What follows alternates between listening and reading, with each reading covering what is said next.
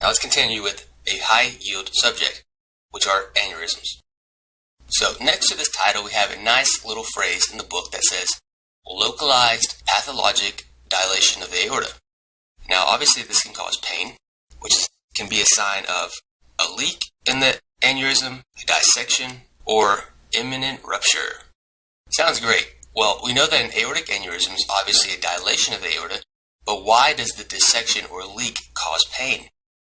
Well, the leakage of fluid or blood associated with the rupture can irritate the abdominal aortic plexus. Remember, there are a bunch of veins and arteries, but in addition to that, it's neurovasculature, right?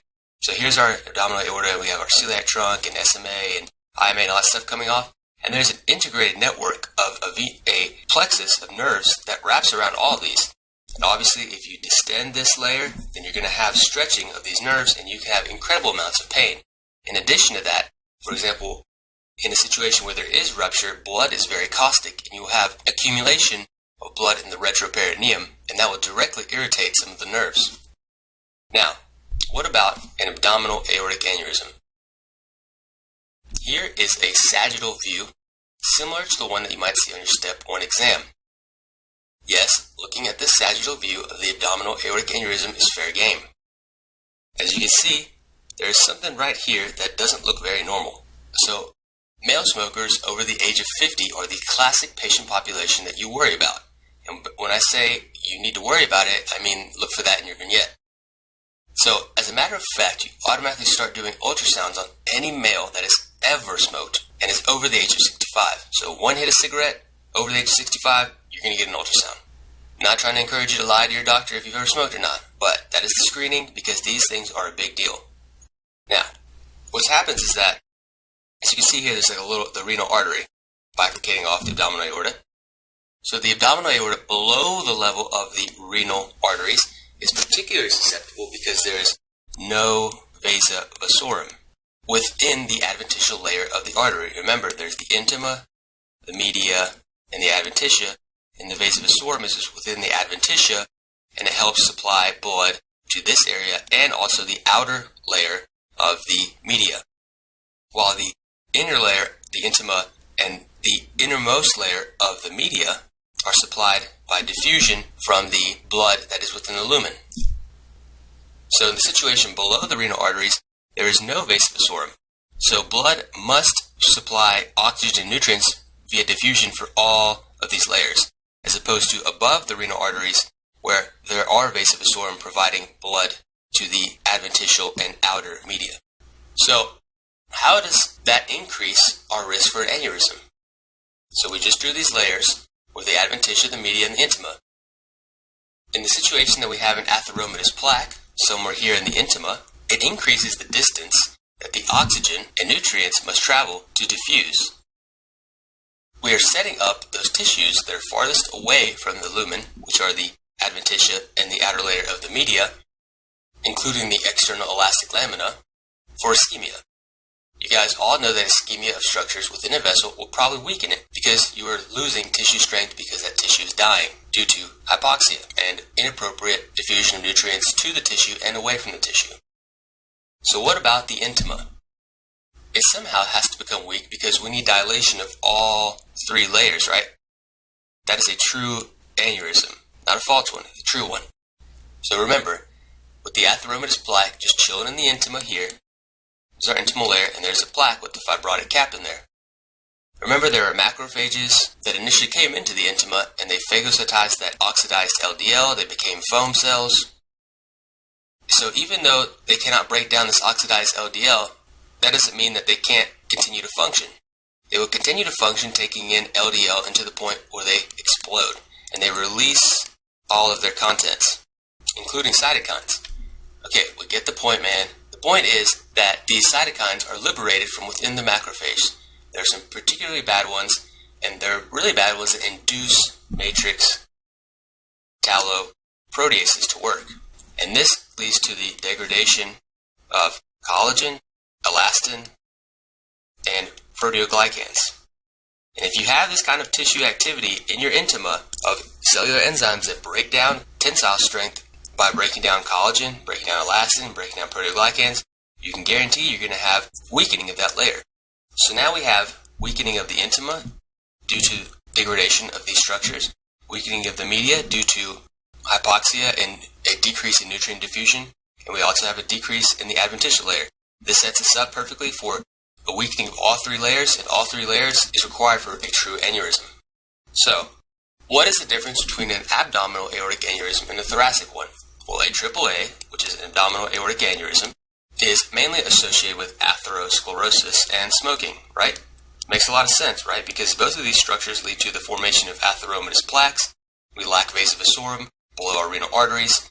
Our abdominal aorta is particularly susceptible to the risk factors associated with the formation of an aneurysm that are atherosclerosis and smoking, because these directly affect the integrity of those three layers and the ability of oxygen and nutrients to diffuse through those three layers of the vessel, as opposed to the thoracic aorta. So again, atherosclerosis and smoking mainly progress to intimal damage by accumulating plaque and limiting oxygen and nutrient diffusion, as opposed to the thoracic aorta, which aneurysms are mostly associated with weakness of the thoracic wall due to an intrinsic defect of the structure within the layers of the vessel wall.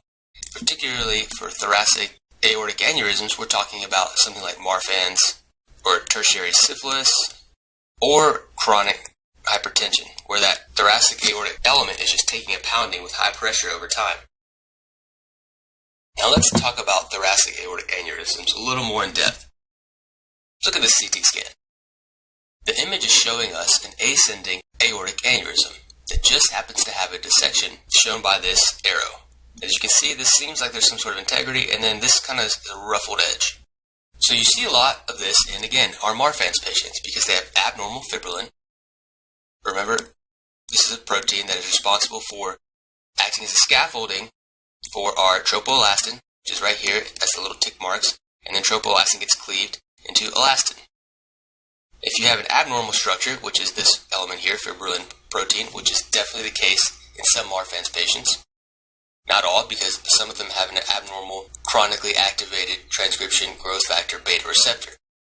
But the main point here is that we cannot adequately build elastin elements because of the defective fibrillin that is supposed to act as our scaffolding.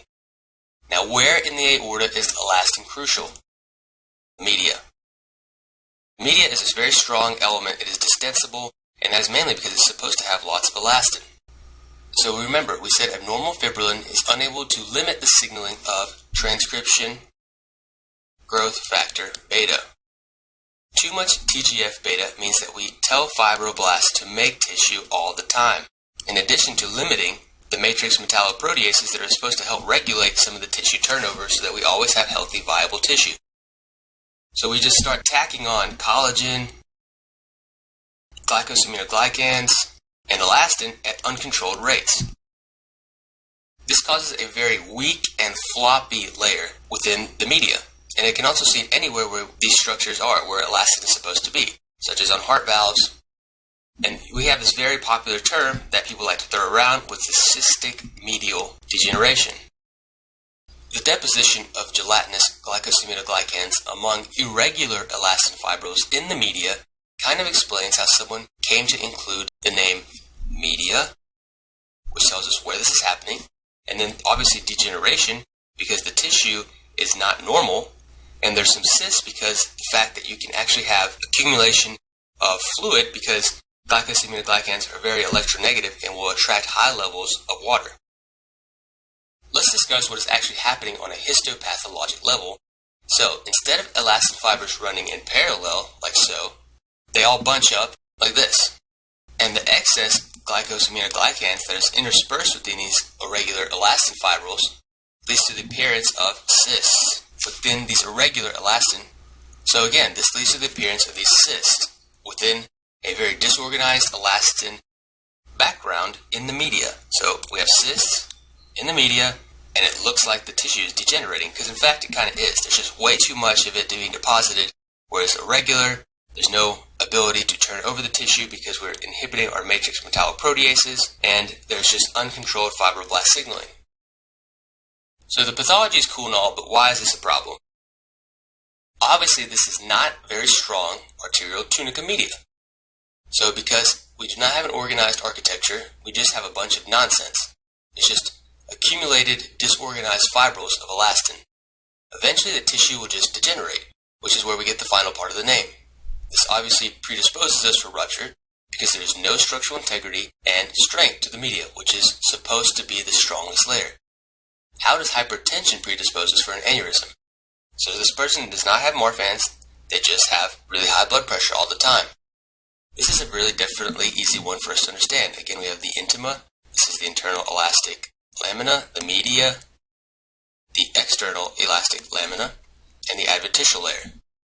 The chronic high pressure will not only damage large vessels, but it will also destroy the tiny vasa vasorum that are within the adventitial layer. The vasa vasorum is responsible for supplying the adventitial tissue with blood and nutrients and the outer layer of the tunica media.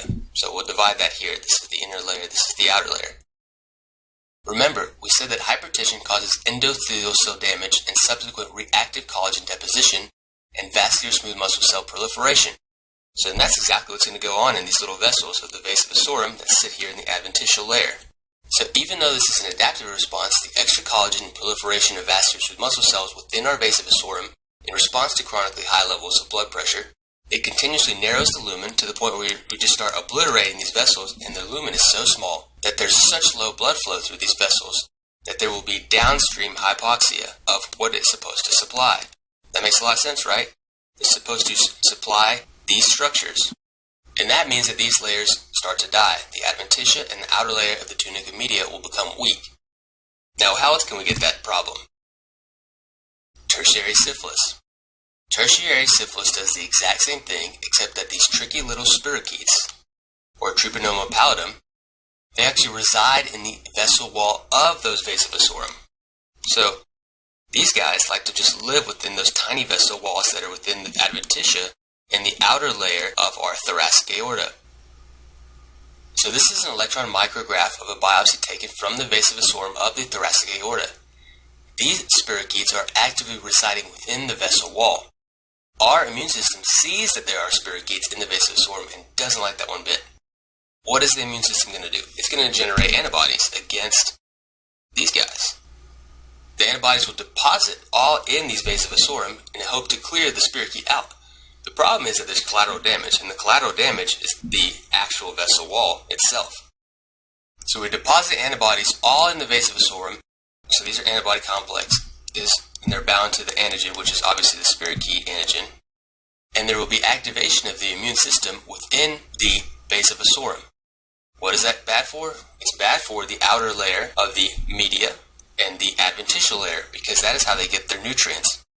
Remember, blood, this is our lumen here, and blood can diffuse oxygen and nutrients to the intima and the inner layer of the media. So this tertiary syphilis presentation is particularly risky for an antibody-mediated damage to these elements. The immune system does not care that it might damage the vasa vasorum. Number one objective is to attack the spirochetes even though collateral damage will occur.